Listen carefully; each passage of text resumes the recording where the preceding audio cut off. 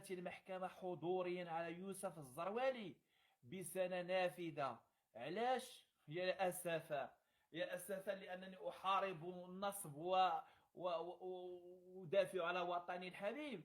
ولكن السيد الرئيس المحترم، السيد الرئيس المحترم، أنكم خصكم تعرف هذه رسالة الأمير المؤمنين سيدنا الله ينصره ويطول في عمره.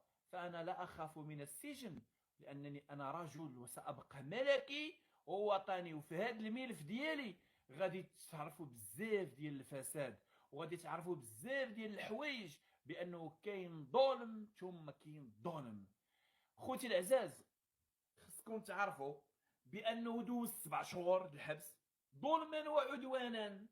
والله يا مليك البلاد يا حبيبي محمد السادس، يا أيها الرجل النزيه، إننا ضربت الحبس ظلما وعدوانا في قضية أنني انتقدت الوكيل الملك.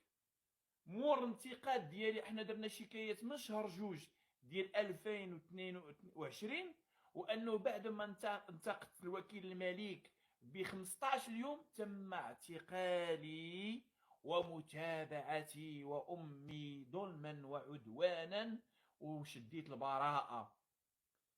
إذن إخوتي أخواتي، اليوم أنه المحكمة تنطق بأنه الزروالي سنة نافذة، ولكن براءة من النصب، براءة من النصب، بأنه ما لقيتوش كيديروا تلصقوها ليه حتى هي.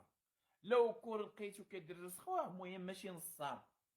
المهم هذا اللي تيدافع على الجمعيه الملكيه من غير تدافع على سيدنا وعلى القضاء وعلى البلاد، انه ليس له اخلاق وتربيه باش ينصب. براءه من النصب وخيانه الامانه، براءه باسم صاحب الجلاله الملك محمد السادس نصره الله وايده. اذا اخواتي اخواتي، قال لك اهانه الوكيل الملك. انا ما هنتش وكيل الملك السيد الرئيس، انا تنطالب سيدنا محمد السادس أعلى سلطة في هذا القضاء. سيدنا الله ينصرك، أنا تنطالب صيفط اللجنة في مدينة مكناس في ملف يوسف الزروالي، ملف اللي غادي يقراه المحامية الكبيرة النوري، قرات محامية كبيرة أستاذ الركاني.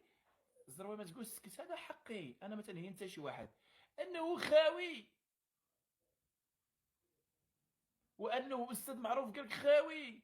والاساتذه سمعوا ترافعوا قال لك كيف يعقل انه واحد الشكايه تدوز على وكيل الملك وديجا انت دوزتي حبس وتيعاودوا يجبدوا لك الشكايه. الحمد لله كاين نقد، وكاين نقد ابرام، وكاين كاين العفو الملكي لسيدنا وكل شيء، ولكن تيبقى فيك الحاله سيد الرئيس اللي حكمتي عليا بانه هذيك الناس ولدهم تيقول لك المغرب دوله ديكتاتوريه. هذوك الناس ناصبين. اذا انا اللي درت مقبره ودرت شاطو بالجامع ودرت الشاطوات في هذيك دوار الظلمه تحكم عليا، واللي نصبوا شديت لهم حقهم. وفي سيدي عدي كذلك السيد الرئيس المحترم اللي ناصبين بالعلالي انهم عندهم حكم موقوف التنفيذ، واللي مسكين اللي دار هذاك الشيء لا حول ولا قوه الا بالله والله. اذا ملي تيقولوا لي الزروالي راه شوف هاد الناس راه حنا تنحاربوا اعداء الوطن، تيقول لك الزروالي حنا راه تنبغيو الملك ديالنا وتنحماقوا على الملك ديالنا، ولكن حنا براسنا ظلمنا. ولكن انا ما غاديش نسكت على حقي.